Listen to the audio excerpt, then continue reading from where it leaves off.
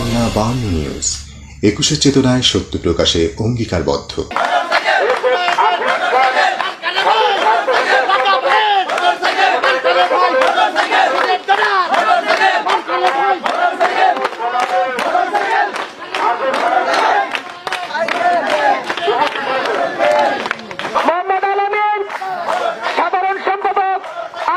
ডাক্তারের ছেলে আমি, তিনিও কিন্তু মারা গেছেন, অনেক বছর হয়, মাও মারা গেছেন।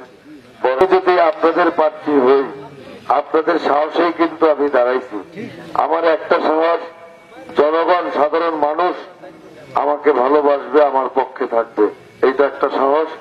আর একটা সাহস যে আমি জীবনে কোনো অন্যায় কাজ করি নাই, অসৎ কাজ করি নাই, আমি মানুষ হিসাবে সকলের কাজ করছি।